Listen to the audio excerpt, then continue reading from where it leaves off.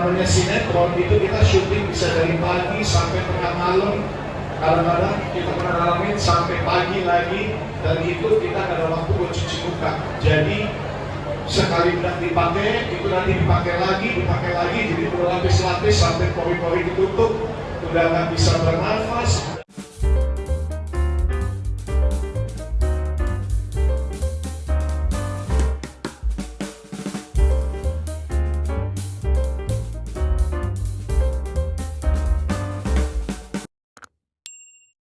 Kita akan mulai dari Ibu Alis terlebih dahulu ya, Ibu Alis. Sekarang ini kan perawatan kecantikan sudah menjadi tren di semua kalangan. Kenapa Bian Estetik terpikir menyelenggarakan acara BMK 2022 ini, Ibu Alis? Oke, nah tadi memang jadi tren kecantikan itu udah buat semua kalangan. Kalau dulu kan mungkin public figure, artis atau apa, tapi kalau sekarang semua mau lomba ikutan perawatan klinik. Tapi semua kalangan itu ada tapinya, yaitu kebutuhannya kan beda-beda ya setiap orang. Ada yang mau lebih kurus, ada yang mau lebih berisi, ada juga yang maunya mungkin lebih tirus, tapi ada juga maunya cabi gitu. Jadi beda-beda kebutuhannya. Ada juga yang maunya langsung operasi, tapi ketemu jarum, ada juga yang takut, nggak berani gitu. Nah makanya dengan kebutuhan yang begitu banyak di semua kalangan itu, dengan klinik yang juga makin banyak, kita berusaha menghadirkan konsep one stop solution. Jadi Beyond Aesthetic Fair ini menghadirkan klinik kecantikan merupakan satu-satunya atau yang pertama beauty clinic fair yang pernah ada di Indonesia. Boleh berikan tepuk tangan dong. Wow.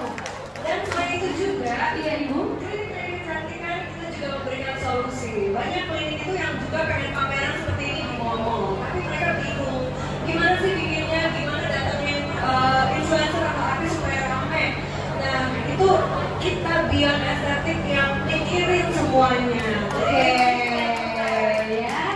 Jadi ini merupakan sebuah wadah untuk pertemuan dari semua klinik-klinik terbaik di Indonesia di satu tempat, Ibu Alis. Jadi solusi buat beauty Wow. dokter dan pengusaha klinik kecantikan. Oke, itu tadi background dari CBFK 2022 ini. Sekarang kita tanya sama aktor ganteng senior yang satu ini ya, boleh ya kita kasih pertanyaan ya. Kak Ari Wibowo ya, terkait dengan profesi Mas Ari sebagai aktor yang pasti sering kena paparan lampu kamera, harus make up seharian, kemudian syuting outdoor ya, kadang juga harus syuting di jalanan. Masalah kulit apa aja yang sering muncul ya Mas Ari?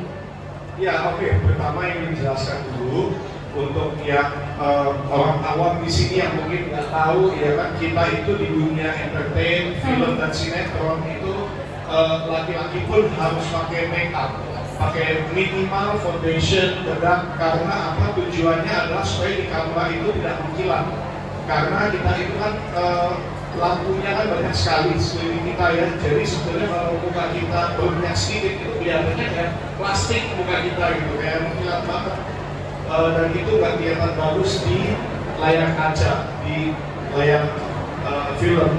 Makanya itu sebabnya kenapa kita juga harus pakai makeup. Nah, kan namanya sinetron itu kita syuting bisa dari pagi sampai tengah malam, kadang-kadang kita pernah ngalamin sampai pagi lagi, dan itu kita nggak ada waktu buat cuci muka.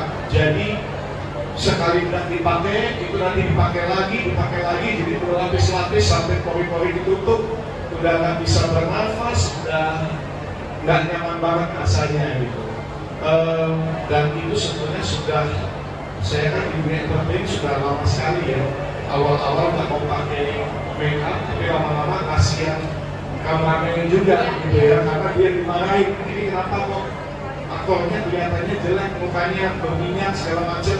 Disitulah saya mulai sadar bahwa ya harus ada perawatan juga untuk meminimalisir minyak yang timbul ya, kemudian juga lama-lama berasa juga kok kulit makin kelihatan kusam, yaitu karena udah pori-porinya ditutup ya kan. Dan saya punya satu kebiasaan jelek, saya suka mencetak jerawat sendiri. Oh, ternyata seorang Ari Wibowo punya suka mencetak jerawat guys. Ternyata kepo sama kulit kita sendiri, jadi udah tahu pori-porinya ketutup, tentu timbul jerawat, dan jerawatnya itu bisa aku tusuk pakai jarum, berjatuh sendiri sampai akhirnya infeksi dan begitu dah pasti meninggalkan bekas. Iya. Jadi jelek sekali. Akhirnya saya menyadari bahwa ya saya harus perawatan, Iya. ya kan, dan kemudian ya saya lakukan itu. Oke, nah Iya. kalau terkait usia Mas Aribo sendiri gitu ya, sampai akhirnya aware nih gitu dengan masalah kesehatan kulit. Ada nggak sih bedanya masalah kulit sekarang dengan 20 tahun yang lalu nih Mas? Lalu untuk perawatannya apa bedanya dulu dan juga sekarang nih Mas Ari? Pengen tahu dong gitu. Ya maunya jawabnya, oh enggak kok, nggak ada bedanya sama sekali. Nggak mungkin juga gitu. Tapi itu udah nggak mungkin ya, manusia itu tidak bisa melawan hukum alam ya. 20 tahun itu waktu yang sangat banyak, tentunya akan ada efek jangka panjang juga ke kulit muka. Pasti lebih kusam, pasti lebih kelihatan dull ya, kusam. Dan akhirnya saya itu ada beberapa hal yang saya lakukan perawatan, yaitu ada suntik vitamin, ya kan, kolagen juga untuk mengembalikan kolagen aslinya karena dengan usia pasti produksinya menurun ya, produksi kolagennya. Dan selain itu juga perawatan dari luar sih, kebersihan segala macam. Dan belakangan ya karena menyadari juga lebih memakai moisturizer dan skincare semua ya, produk skincare. Kalau sebelumnya kayak cuek banget, terlalu cuek, bahkan cuci muka tuh pakai sabun yang buat badan aja gitu. Jadi sangat banget. Jadi masukan saya buat yang ada di sini yang mendengarkan, kalau bisa dari muda itu sudah merawat, dari awal merawat supaya nanti belakangnya lebih mudah ya. Jangan kayak saya udah usia baru sadar dan baru keluar uang banyak untuk supaya tetap kelihatan cerah gitu. Tuh ya, pesan dari Mas Ari Wibowo, apalagi khususnya cowok-cowok loh. Ini bukan buat cewek-cewek aja, cowok-cowok pun juga sudah mulai harus aware ya, sedari mungkin gitu Bu Elis. Ini aja yang baru dirawat belakangan masih kayak gini Iya. ya. Dirawatnya udah puluhan yang lalu kan. Iya kan? Udah berubah Makin muda kinclong. Dan itu kelihatan banget sih. Dan emang udah perawatan cowok ya, yang udah perawatan dari agak lama, di usia sekarang itu kelihatan banget bedanya. Itu nggak bisa dipungkiri, nggak bisa mau bohong juga. Makanya saya agak kesal, makanya saya ada di sini mau mewanti-wanti lah yang mungkin mudanya seperti saya, sok cuek. Ya. Sampai akhirnya ya nggak menyesal sih, tapi berasa telat aja gitu ya Mas Ari. Betul, menyesal sih tidak. Iya. Semua ada jalan hidupnya Betul, sendiri. Mas Ari. Oke, nah kita kembali lagi ke Bu Elis. Bu Elis, kalau melihat antusiasme ya dari para beauty entusias, kemudian pengunjung yang datang, lalu juga para partisipan ini sendiri, bagaimana dengan pemilihan klinik kecantikan yang bisa ikut serta di acara keren ini? Ada kriteria khusus nggak sih, Bu?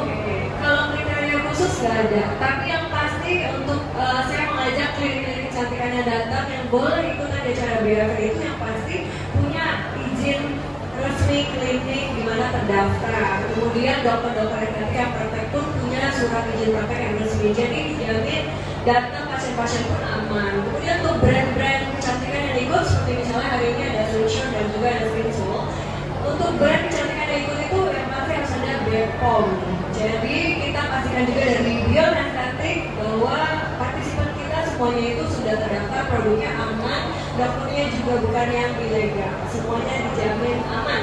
Nah, tepuk tangan dong, berarti take note ya untuk teman-teman yang nanti nextnya akan ada di event selanjutnya ya kan, bisa ikut serta dan ikut meramaikan ya Bu ya, dan kita bikin lebih masif lagi nanti di eventnya, alright? Oke, kembali lagi ke Mas Ari. Mas Ari, perawatan apa saja yang akhirnya sudah dilakukan dan apa perubahan yang akhirnya dirasakan Mas Ari? Ya oke, kalau perawatan yang sudah saya lakukan, infus vitamin, ya kan, yang langsung infus ke darah, itu kolagen juga, dan apalagi sih Anti-aging itu pasti kan? sama brightening. Oke. Nah, brightening juga juga kenapa mungkin pada nanya loh, kan Ari kan udah Indo gitu ya kan, Indo Jerman, buat apa perlu branding lagi? Itu sebenarnya karena hobi saya dari motor, hobi olahraga, banyak yang ketemu matahari, dan karena kalau pakai helm kan bagian hitamnya cuma di sini doang yang kena kan, pas buka helm tuh di sini doang yang kena. Jadi perlu dibantu dengan branding serum untuk supaya meratakan lagi gitu apa cerahnya seperti itu. Selain itu ya tentunya apa yang tadi saya bilang tuh yang bekas-bekas injeksi yang udah meninggalkan kayak hitam-hitam di mana-mana itu akhirnya di laser supaya menghilangkan, dan di luar itu ya perawatan pada umumnya.